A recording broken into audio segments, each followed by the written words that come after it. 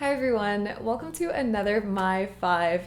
I can't believe that January is already over, and let's jump right into it. My green product for the month is Wash Nuts, and these are a natural laundry detergent. I've been using these for a few months now, and I did talk about them a bit in a Q&A video I did earlier this month, but I wanted to go more in depth into them because for me, these are a bit of a hit and a miss. They look like this, and you put them in a small little bag and just throw that in the laundry. As a detergent, I think they're pretty good. I don't think that they're incredible. I haven't tried them with really heavily soiled clothes, but I have heard that you sometimes need to add some vinegar or baking soda to help them out. But for just day-to-day laundry, they seem to be pretty good. What's amazing is that they of course don't contain petrochemicals, phosphates, chlorine, fragrance, or other things that are commonly found in laundry detergents. But I have been informed that unfortunately there are some economic export issues around them. Basically, wash nets have been used in countries like India for a very long time, and because they're now becoming more popular around the world, that is driving prices up and forcing people who would normally buy these to then look for alternative, cheaper chemical detergents. Now, I did read that soap nuts can be grown in places in the US and also, I believe, places in Europe, but I haven't found anywhere that actually sells soap nuts from there. I was excited to learn that horse chestnuts actually do the same thing, but then further research into it, I found out that horse chestnuts can actually be poisonous. I'm not sure if it would have much of an effect if you use it in your laundry, but it did say that it can cause irritation to the skin and you definitely don't want to ingest them. And I have seen some people making horse chestnut detergent using their kitchen blenders and cooking pots. But I want to do more research into this and hopefully find a good alternative. I think they're an amazing way to avoid all of the plastic packaging with detergent and also a lot of the nasty chemicals. So I'm not sure what the best option is, but I would really like to hear your guys' thoughts in the comments. If you have other suggestions, if you've done more research into any of these things, because yeah, it would be nice to find a really great natural detergent that also doesn't cause problems in other countries.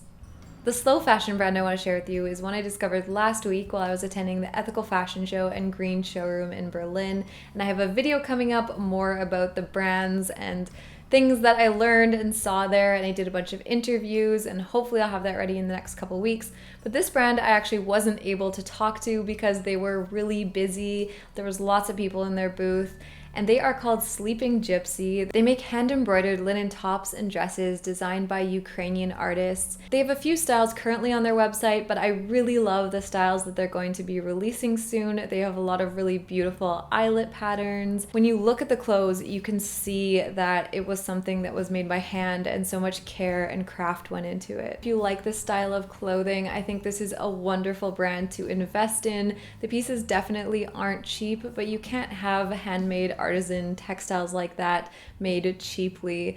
And these are the kind of clothes that they want you to have for a lifetime. The thing I want to share with you, which I learned about at the trade fair, is how difficult it can be for sustainable and ethical fashion brands. And especially on this channel, we of course talk about things from a consumer perspective, but it was really interesting for me to chat with a lot of brands about what their challenges are when it comes to selling their product and also spreading awareness. And a few things really stood out to me. The first is that there's a lot of pressure for them to offer lower price points.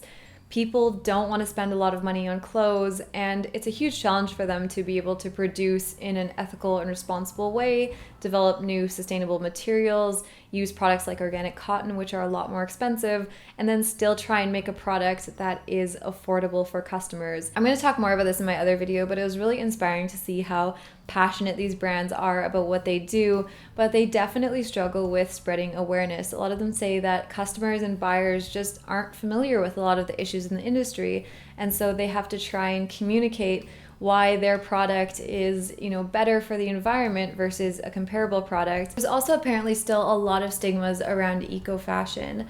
Some of the people that I talked to were saying that buyers avoid the event entirely and only stick to the traditional fashion events. I also talked to some people who said that they had buyers coming to this event for the first time this year that were really surprised at the range and diversity of eco-fashion because they thought that it was all kind of one style. Stores didn't want to buy a huge amount of eco-fashion fashion because they didn't want to be labeled an eco-fashion store, because they were worried that that would kind of put them in a box and customers wouldn't want to come to an eco-fashion store. So it's really interesting for me to hear these different perspectives from brands, and it also really showed me the importance of talking more about sustainable fashion, about what is sustainable fashion, why it's important, and showing that there are a ton of different sustainable options. We really need to work on breaking those perceptions because, yeah, it's just so unfortunate to me that people and brands and stores don't want to be associated with sustainable fashion because they think of it as something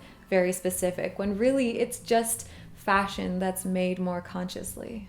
The documentary I want to share with you is called Plastic China, and I want to thank Melody for sharing this with me. Something that I was not aware of is that a lot of plastic garbage and recycling actually gets shipped to countries like China to get processed there. They find garbage from the US, Canada, France, Germany, tons of other countries that has all been shipped to China. People, including children, are digging through plastic and trying to sort it out and pull out what can be recycled and what can't. One of the ways that they try and find out what kind of plastic certain things are, if it's not labeled, is they burn it and they smell it. And that was heartbreaking to watch. They show a little girl who's doing this, and like, yeah, it's really upsetting. Now, I didn't even watch the full documentary. I was only able to watch a small clip of it, but the full documentary goes more into the stories of these people who are working there and doing this. For me, this was something that I wasn't aware of at all that was happening.